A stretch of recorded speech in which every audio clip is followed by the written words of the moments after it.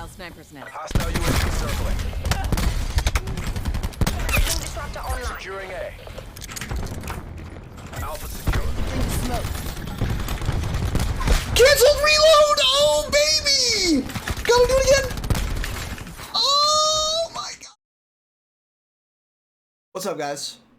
Razanon here. So today I wanted to make another 3-part review series, except for this time, instead of the Modern Warfare beta, this one is going to be on Black Ops 4, which I've had the distinct pleasure and displeasure of having played for many hours. And I'm going to break up again this 3-part series the same way I did the last 3-part series. It's going to be the good, the bad, and the ugly. Today's video is going to be focused on the good. I should be having the next 2 videos coming out relatively soon. If you want to catch those, my critical review portions of Black Ops 4, be sure to subscribe. On to the good stuff. In Black Ops 4, number 1, visibility. In general, I mean 99% of the time, if I see an enemy on the screen, it's very obvious. I can clearly see their nameplate. I can clearly see their health bar very reliably. The red lights that are on the chest plates of character models is super helpful too. I virtually never have problems seeing someone unless the map is Hacienda Twilight. We're gonna get to that. But in general, the visibility in this game is fantastic.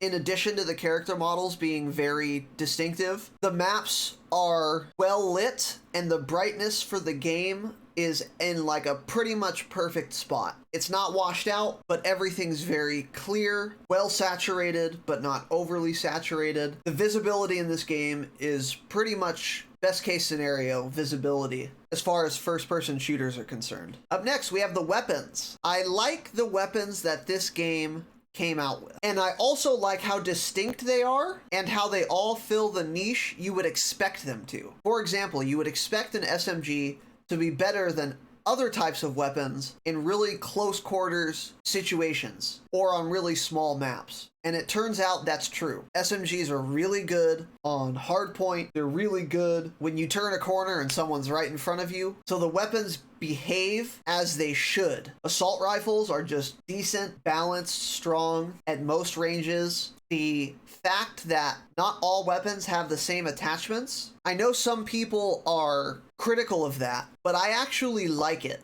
because it allows different weapons to fit different playstyles, even within the same category. So for example, the Rampart is going to be a lot better weapon for you if you're not super mobile. You like to kind of hold down one spot, one area, because you don't have stock. The reload speed without fast mags isn't great. The mobility's not great, but the damage is insane because of the attachments. And then on the other hand, we have a Vapor, also an assault rifle, but it has much higher mobility. It has access to stock 2, which is insane strafing speed. So that's better if you still want to use an assault rifle and get that assault rifle range out of your gun, but you also want to run and gun a lot. So the weapons that this game came out with, and we'll get to the DLC weapons because I am categorically not talking about those. The weapons that this game came out with are very distinct, well-balanced, and generally behave as you'd expect them to behave. And I'm a big fan of that. In addition, operator mods. In most cases, I really like operator mods. And the reason for that is because they come at a very big cost.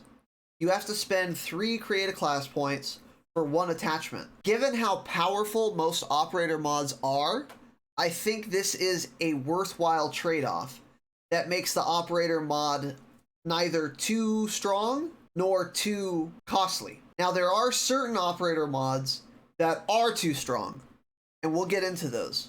But in general, for the most part, I like how strong operator mods coupled with how expensive they are. It's a really nice way to allow for super powerful modifications to a weapon without making them ubiquitous among all players because of their strength. And the reason for that is the cost that they incur, 3 create a class points.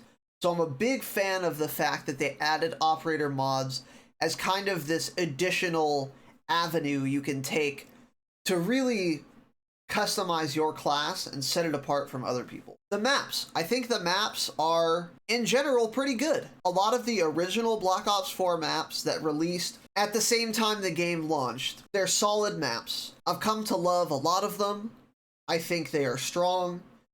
In general, they're like a 3-lane design, which I think is good.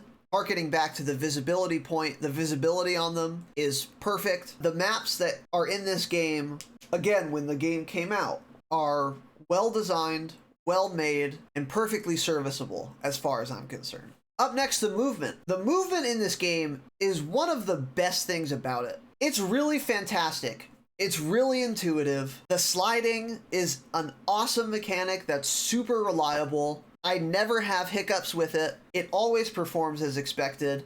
And it's another dimension to movement in a first-person shooter that you can really utilize to really do some insane shit and have some really sweet counterplay and outplaying of your enemies.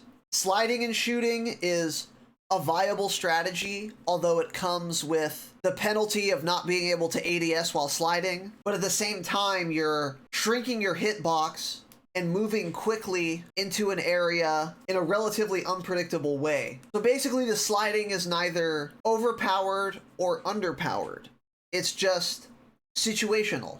Sometimes sliding is absolutely the best play, but sometimes jumping is the best play. And the fact that you have these options and that you want to analyze the situation and pick which one to do based on your surroundings is really awesome. It really adds a dimension to the game that allows for a high skill gap. In other words, not only do you have to be able to aim better than your opponent or position yourself on the map better than your opponent, but you also need to be able to just move your character better than your opponent. If you're zipping and diving and dodging and ducking and sliding and jumping and 360ing around everywhere, you can really outplay people that maybe you wouldn't be able to outplay in a game that had less sophisticated movement. So I think they really hit the nail on the head when it comes to the movement in general in this game.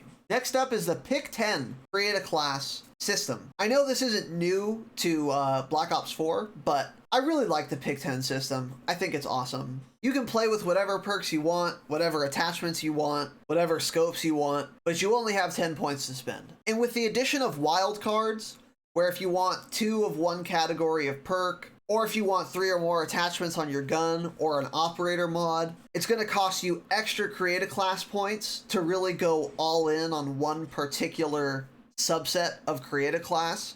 I think is like a perfect way to balance the pick 10 system so people aren't just picking the absolute best of everything and then calling it a day.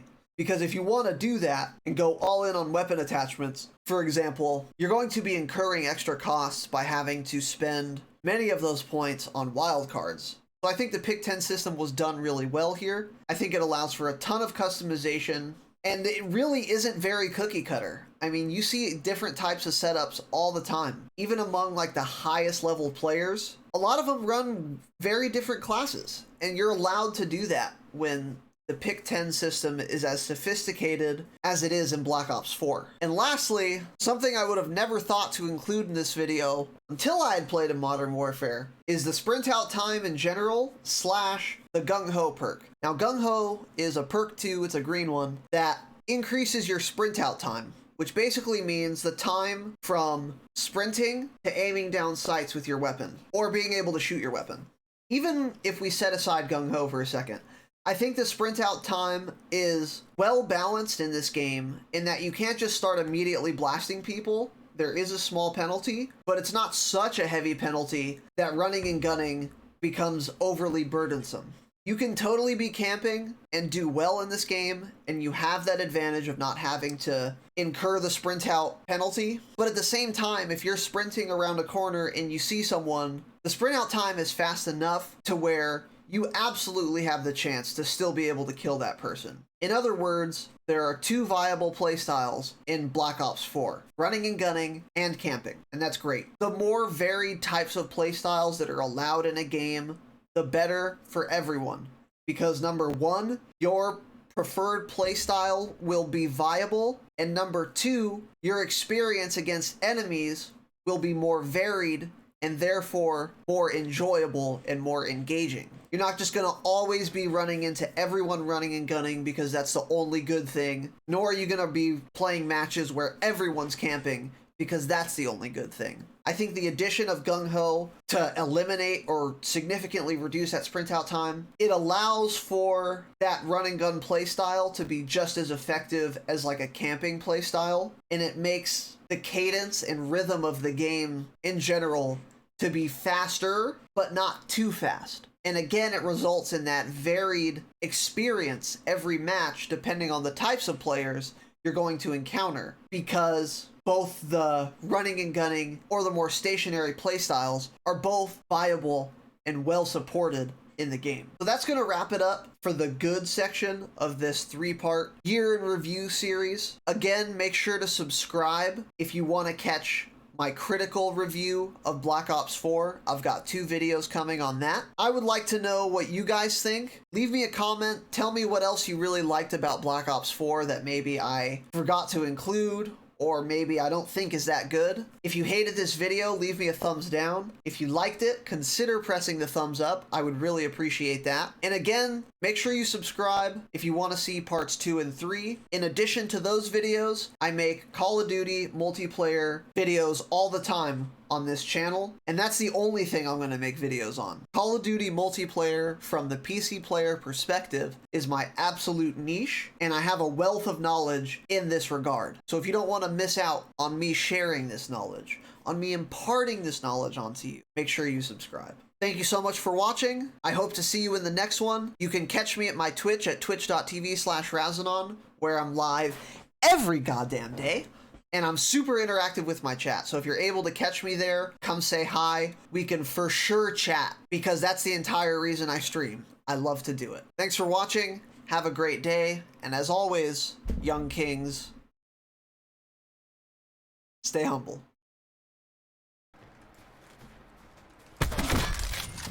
Oops.